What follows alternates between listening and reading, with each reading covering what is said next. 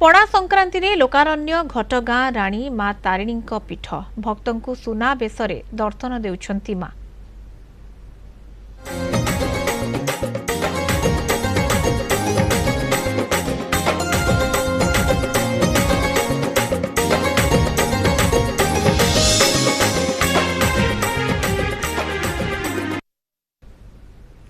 पणा संक्रांति रे लोकारण्य होई पड़ी घटगाँ राणी माँ तारिणी पीठ माँ सुनाबेश दर्शन पाई पीठरे लक्षाधिक भक्तों समागम होईछि।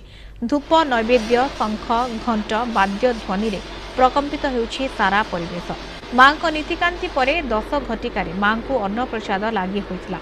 12टारे खीरी पूरी काकरा साग पिठा पणा आदि विभिन्न मध्याह्न भोग लगी होइछि।